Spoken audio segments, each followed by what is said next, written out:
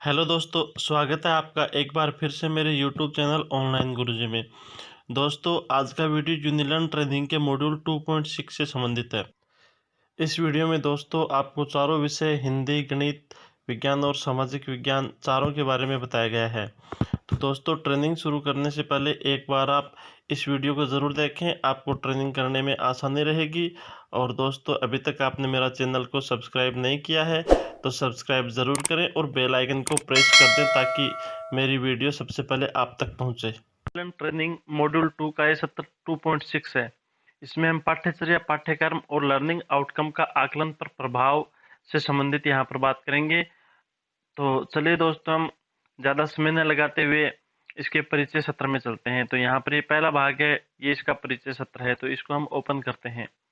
जो ही दोस्तों हम इसको ओपन करते हैं तो इसके बारे में हमें बताया गया है। आज की ट्रेनिंग से संबंधित पाठ्यचर्या, पाठ्यक्रम और लर्निंग आउटकम्स का आकलन पर प्रभाव, उससे संबंधित यहाँ पर हमें परिचय दिया गया है।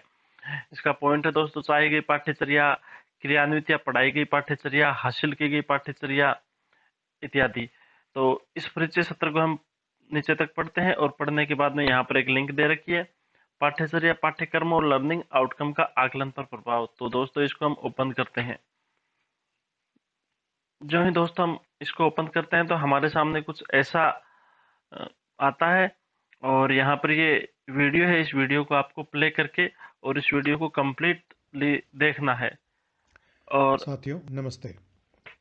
देखने के बाद में दोस्तों हम इसको वापस यहाँ से बैक टू खंड 2.6.1 परिचय सत्र में वापस चलते हैं, बैक चलते हैं यहाँ से। जो ही दोस्तों आप बैक जाओगे तो आपका ये यहाँ पर टिक, यहाँ पर गुड का निशान आ जाएगा, मतलब ये भाग आपने कंप्लीट कर लिया है।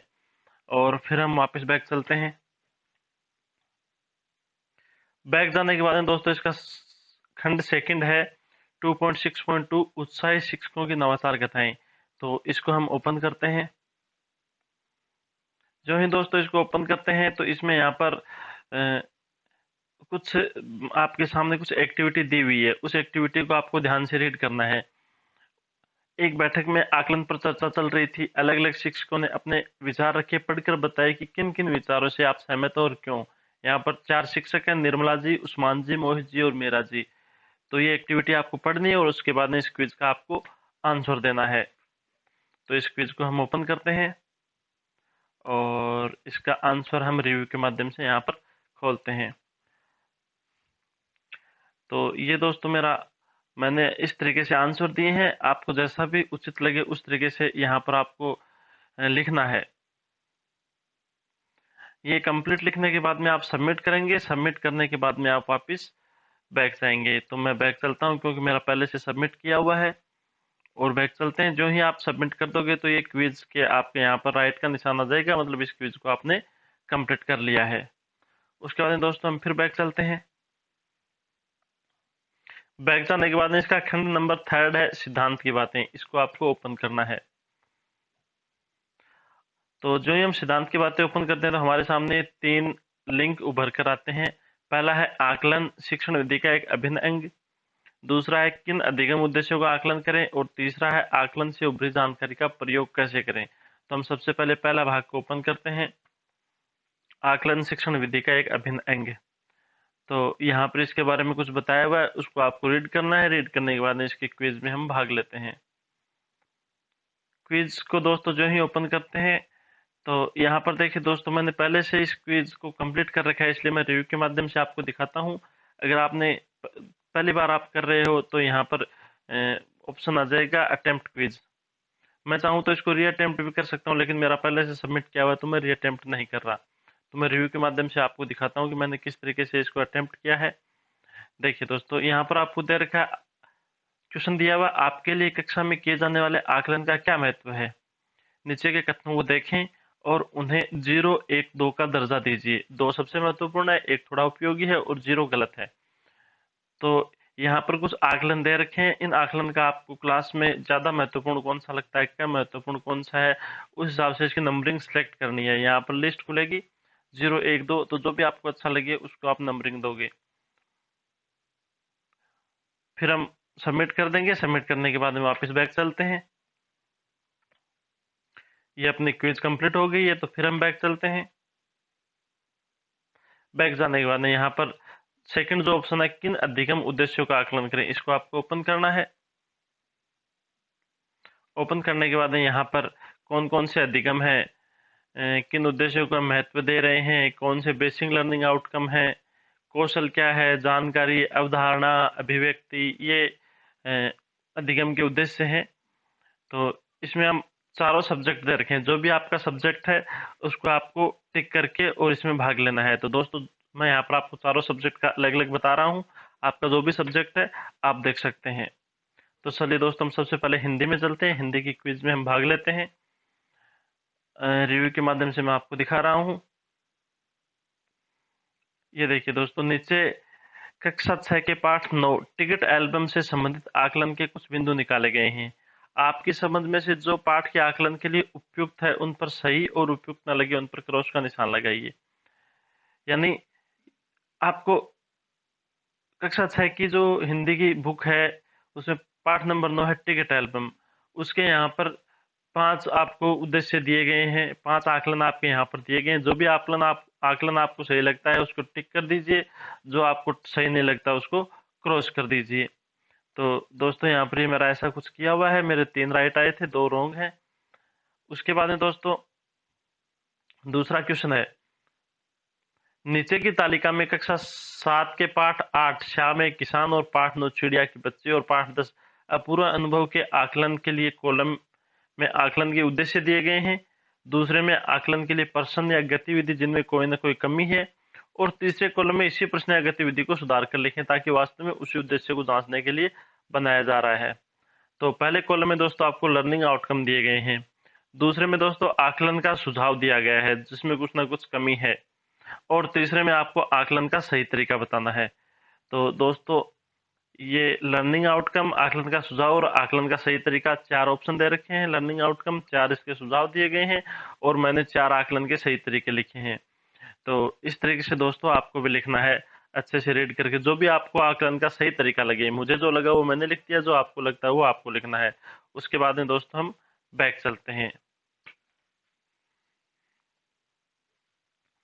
यहाँ पर क्विज पे कंप्लीट का निशान आ गया, तो फिर हम बैक चलते हैं। ये दोस्तों हिंदी का कंप्लीट हो गया, अब हम सामाजिक विज्ञान में चलते हैं। सामाजिक की क्विज को ओपन करते हैं। सेम दोस्तों जैसा हिंदी में था वैसा यहाँ पर सामाजिक का आपको 4, ये पहले ट्रू फॉल्स वाले हैं। जो भी आपको आकलन के जो बिंदु है वो सही लगता है वो सही लगाएं, जो गलत है उसको गलत लगा दें। जैसे दोस्तों मैंने 5 यहाँ आकलन बिंदु हैं, 5 मेरे राइट है आंसर। तो इस तरीके से आपको भी जो राइट है वो राइट, जो रॉन्ग है वो रॉन्ग। उसके बाद में दोस्तों यहाँ पर 4 लर्निंग आउटकम दिए गए हैं और इसके आकलन के सुझाव दे रखे हैं। तो आपको इन चारों लर्निंग आउटकम को अच्छे से देखना है, आकलन सुझाव को अच्छे से देखना है, और जो आपको आकलन का सही तरीका लगे वो यहाँ पर आपको, चाहे आप हिंदी या अंग्रेजी जो भी लैंग्वेज में आप लिखना चाहें वो लिख सकते हैं। उसके बाद दोस्तों हम फिर वापस बैक चलते हैं। ये सामाजिक की क्विज कंप्लीट हो चुकी है, तो फिर हम बैक चलते हैं। अगला सब्जेक्ट है दोस्तों गणित। तो हम गणित को ओपन करते हैं, इसके क्विज को ओपन करते हैं। रिव्यू के माध्यम से मैं आपको दिखा रहा हूँ मैंने क्या क्विज में कैसे भाग लिया। तो ये इसके ट्रू फॉल्स 5 आकलन दे रखे हैं। कक्षा 6 के पाठ 9 के आंकड़ों का प्रबंधन में से 5 आकलन दिए हुए हैं। जो भी आपको सही लगे, जो गलत लगे वो आपको टिक करना है यहाँ पर। जैसे मैंने 3 मेरे राइट हैं, 2 मेरे रॉन्ग हो गए। उसके बाद में दोस्तों हम नीचे चलते हैं। तो यहाँ पर 4 आपको लर्निंग आउटकम दिए गए हैं, आकलन के सुझाव दिए गए हैं, और इन सुझाव में कुछ ना कुछ कमी है, इसलिए आपको आकलन का सही तरीका जो भी आपको सही लगे वो सही तरीका यहाँ पर आपको फिल करना है। फिल करने के बाद में यहाँ पर सबमिट कर देंगे और यहाँ पर फिर बैक चलेंगे हम। ये क्विज कंप्लीट हो गई, फिर बैक चलते हैं। सबसे लास्ट में दोस्तों विज्ञान को हम ओपन कर रहा हूँ, इसके क्विज को ओपन कर रहा हूँ। रिव्यू के माध्यम से आपको दिखाते हैं। कक्षा 6 के पाठ 9 सजीव विशेषताएं आवास पृष्ठ 79 से 94 से संबंधित आकलन के कुछ बिंदु निकाले गए हैं। ये 5 आकलन के बिंदु हैं कक्षा 6 के पाठ 9 से। इसमें जो आकलन का बिंदु आपको सही लगता है, जो सही है उसको सही का टिक करना है, जो गलत आपको सही का ही टिक करना है, गलत तो ये अपने आप राइट हो जाएगा। और इसके बाद दोस्तों इसके आकलन बिंदु में चलते हैं हम लर्निंग आउटकम में। ये इसके 4 लर्निंग आउटकम दिए गए हैं। इनका ये आकलन का सुझाव है और ये आकलन का जो मुझे सही लगा वो मैंने तरीका यहाँ पर लिख दिया, जो आपको सही लगता है वो आप लिख सकते हैं। तो ये चारों आपको लिख के और उसके बाद में सबमिट करना है। सबमिट करके हम फिर बैक चलते हैं। तो दोस्तों ये चारों सब्जेक्ट की क्विज कंप्लीट हो चुकी है। तो यहाँ से हम बैक चलते हैं। तो हम यहाँ से बैक चलते हैं सिद्धांत की बातें। और अब तीसरा जो ऑप्शन है आकलन से उभरी जानकारी का प्रयोग कैसे करें, इसको ओपन करते हैं। तो आकलन से उभरी जानकारी का प्रयोग कैसे करें ये आपको पढ़नी है, 2-3 लाइनें यहाँ पर दी हुई है और इसके बाद इसकी क्विज में हम भाग लेते हैं। दोस्तों जो ही हम क्विज में भाग लेते हैं तो यहाँ पर आपके सामने एक सारणी दी हुई है। नीचे दिए गए डाटा को देखिए और दिए गए प्रश्नों पर अपनी राय व्यक्त कीजिए। यहाँ पर 6 छात्रों के नाम है, ज्योति, अमर, सोनू, रजिया, महिपाल और संग्राम। और यहाँ पर 6 आपको सीखने के बिंदु दिए गए हैं, 1, 2, 3, 4, 5 और 6। अब ज्योति है, ज्योति के लिए सीखने के बिंदु y का मतलब है अपेक्षित स्तर पर है और क्वेश्चनवाचक जो प्रश्नवाचक जो चिन्ह उसका है अपेक्षित स्तर से थोड़ा पीछे है और n का मतलब है अपेक्षित स्तर से बहुत पीछे। तो ज्योति है, ज्योति के लिए जो सारे जो बिंदु है 1, 2, 3, 4, 5, 6 ये अपेक्षित स्तर पर है। अमर, अमर के लिए बिंदु नंबर 6 अपेक्षित स्तर से थोड़ा पीछे है। तो इस तरीके के ये सारणी को आपको ध्यान से रीड करना है, उसके बाद आपको यहाँ पर आंसर देने हैं। देखिए दोस्तों मैं रिव्यू के माध्यम से आपको दिखा रहा हूँ। पहला प्रश्न है सीखने के किस बिंदु या बिंदुओं पर बच्चों का प्रदर्शन सबसे अच्छा है। तो कौन से बिंदु हैं, तो देखिए दोस्तों बिंदु नंबर 4 सबका सीखने का स्तर ठीक है और एक बिंदु नंबर 1 सबका ठीक है। तो मैंने 1 पे टिक कर दिया और 4 पे टिक कर दिया। इसका दूसरा ऑप्शन है किन किन बिंदुओं पर बच्चों को सबसे अधिक कठिनाई हो रही है, कौन कौन से बिंदुओं पर सबसे ज्यादा कठिनाई हो रही है। तो मुझे लगा बिंदु नंबर 3, क्योंकि 2 में किस प्रश्नवाचक चिन्ह है, 1 में n है और एक बिंदु नंबर 6। आगे क्वेश्चन है दोस्तों किन 3 बच्चों को सबसे अधिक मदद की जरूरत है। तो ये सारणी देखकर आपको 3 के उत्तर 3 बच्चों का नाम लिखना है, 3 बच्चों के नाम के आगे टिक लगाना है। तो महिपाल, सोनू और संग्राम, ये इसका राइट आंसर है। इसका अगला क्वेश्चन है दोस्तों कौन से सीखने के बिंदु को दोहराना उपयोगी होगा। तो जो अपेक्षित स्तर पर नहीं है और अपेक्षित स्तर से नीचे है उन बिंदुओं को आपको दोहराना सही रहेगा। और सबसे लास्ट में आप चाहते हैं कि बच्चे एक दूसरे की मदद करें, तो किन किन के जोड़े बनाएंगे ताकि यह संभव हो सके। तो मैंने ये जोड़े बनाए हैं, ज्योति सोनू, अमर महिपाल, रजिया संग्राम। जो आपको दूसरा सही लगे तो वो आप सही बना दो। मेरा ये थोड़ा गलत बन गया क्योंकि यहाँ पर आंसर आ रहा है आंशिक रूप से सही। जवाब सही तो है लेकिन थोड़ा सही है, थोड़ा गलत भी है। इसके बाद में दोस्तों सबमिट करेंगे और फिर मैं बैक चलता हूँ। ये अपनी क्विज कंप्लीट होगी तो फिर हम बैक चलते हैं। और ये तीनों हमने कर लिए कंप्लीट, तो इसके बाद में फिर हम और बैक चलते हैं। बैक चलने के बाद दोस्तों अब आ जाओ आप पॉइंट नंबर 4 में व्यवहारिक नुस्खे। तो इसको मैं ओपन करता हूँ अपनी कक्षा के लिए, इसको हम ओपन करते हैं। तो यहाँ पर भी चारों सब्जेक्ट आपको अलग अलग दे रखे हैं, मैं चारों सब्जेक्ट का आपको बता रहा हूँ। जो भी आपका सब्जेक्ट हो उसको आप चूज करके और देख सकते हैं। तो सबसे पहले हिंदी है, हिंदी की क्विज में हम भाग लेते हैं। तो रिव्यू के माध्यम से मैं आपको दिखा रहा हूँ। यहाँ पर क्या दिया गया दोस्तों, कक्षा 8 के किसी भी परिचित पाठ को लीजिए और फिर नीचे दी गई तालिका को भरिए। सीखने के बिंदु और आकलन के प्रश्न या तरीके, मतलब आपको कोई भी पाठ लेना है, अपनी कक्षा 8 में कोई भी टॉपिक लेना है हिंदी से संबंधित, और वो सीखने के 4 बिंदु यहाँ पर लिखने हैं आपको। और फिर आकलन के प्रश्न या तरीके, मतलब उस बिंदु का आप आकलन कैसे करोगे उससे संबंधित, तो ये यहाँ पर लिखना है। तो मैंने 4 बिंदु लिखे हैं, क्रिया, निबंध, कहानी और कविता। अब इसका आकलन क्रिया क्या होती है, निबंध कोई भी टॉपिक देकर उस पर पैराग्राफ लिखवाना, कहानी, कहानी का मुख्य पात्र कौन है, कविता, ये कविता किसने लिखी, सस्वर वाचन करवाना इत्यादि। तो ये सबमिट करेंगे, सबमिट करने के बाद में हम बैक चलते हैं। तो इसी प्रकार दोस्तों चारों सब्जेक्ट का मैं दिखाता हूँ आपको। सेकंड है सामाजिक, तो सामाजिक में चलते हैं हम।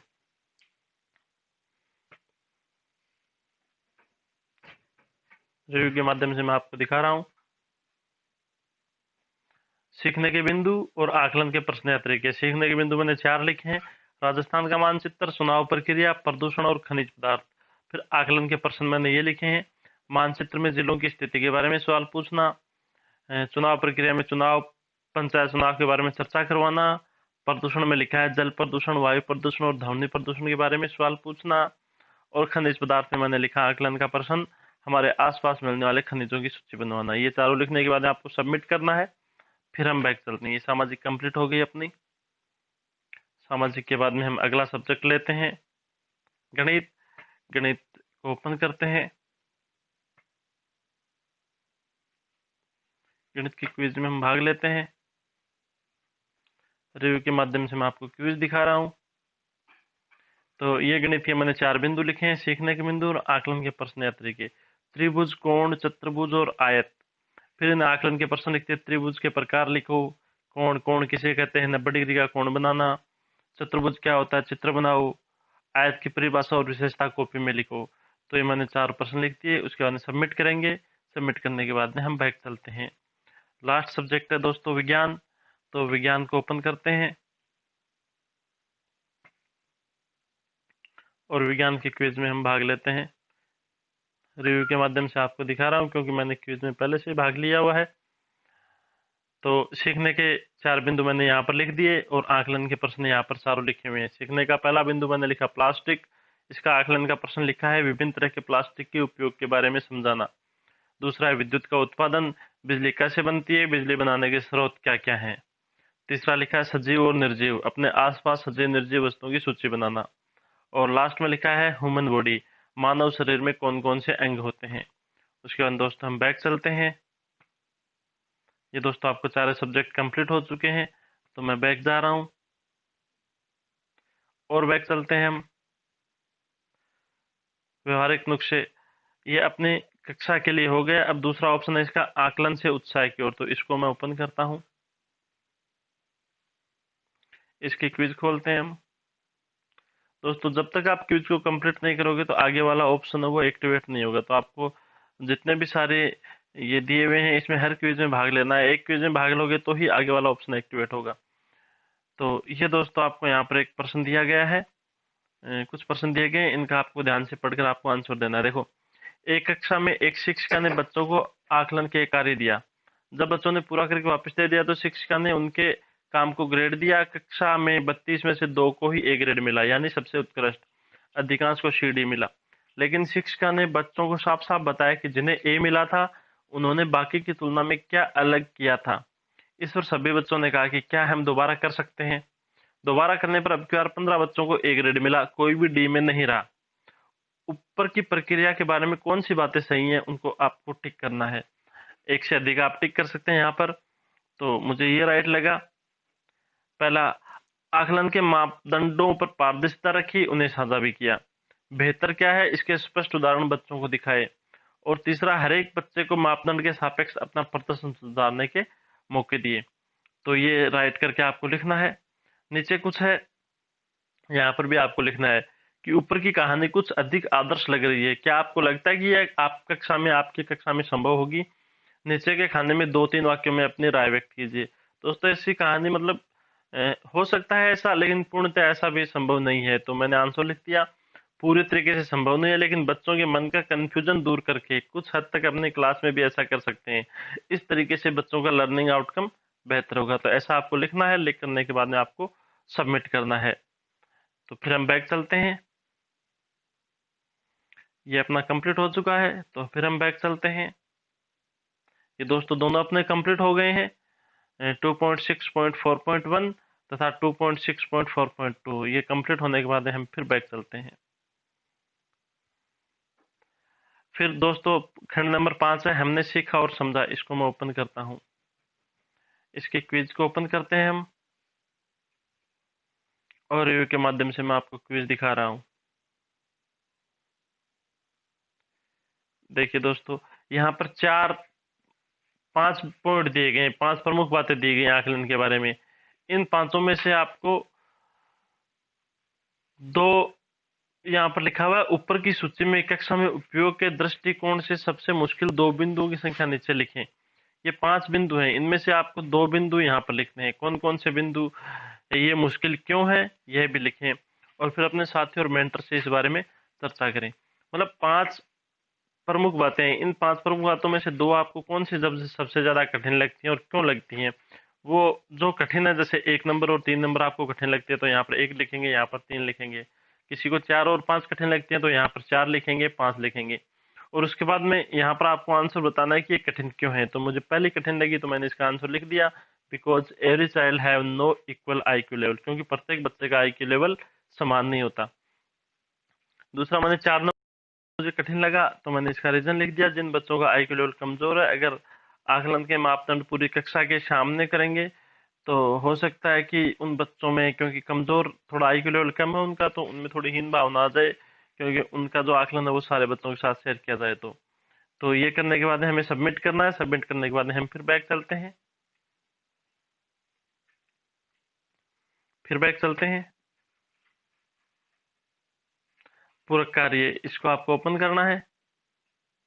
ओपन करने के बाद में इसके भी आपको क्विज में भाग लेना है।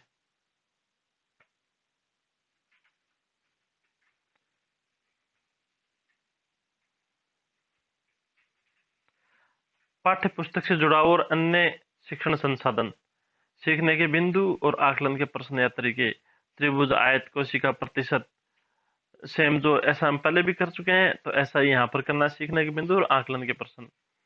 पाठ्य पुस्तक से जुड़ाव और अन्य शिक्षण संसाधन में दूसरा है वैचारिक विस्तार। अगर बच्चे अलग अलग स्तर पर हैं तो क्या सभी को एक ही आकलन के प्रश्न दिए जा सकते हैं, या हमें अलग अलग प्रश्नों की सेट का प्रयोग करना चाहिए? ऐसे प्रश्नों का समूह है जिसमें प्रश्न क्रमिक तौर पर कठिन होते जाते हैं। हाँ, क्योंकि क्लास में अलग अलग स्तर के बच्चे होते हैं, तब बच्चों का सही आकलन करने के लिए अलग अलग प्रश्नों का सेट तैयार करना चाहिए। ऐसा सेट जिसमें कुछ प्रश्न कठिन हो और कुछ प्रश्न सरल हो। तीसरे है, आगे वाला क्वेश्चन दोस्तों, खुद करने की बारी। कक्षा 8 की पुस्तक का कोई भी पाठ चुनिए।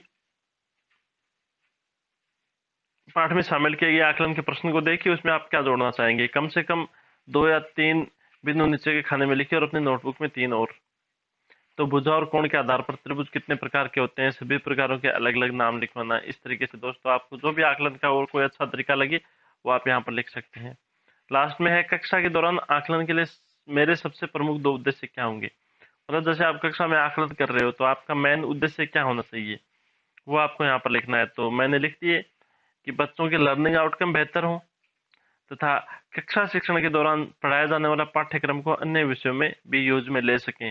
जैसे मैं विज्ञान में या गणित में मैं कुछ पढ़ा रहा हूँ तो गणित से संबंधित कोई चीज़ है वो दूसरे सब्जेक्ट में भी काम में ले सकें। तो ऐसा कुछ मैंने लिखा है, जो आपको अच्छा लगे वो आप लिख सकते हैं। फिर हम बैक चलते हैं। तो दोस्तों ये आपका मॉड्यूल 17 2.6 कंप्लीट हो चुका है, और इसके बाद में आपको 2.7 करना है। तो ये अपना कंप्लीट है। धन्यवाद दोस्तों।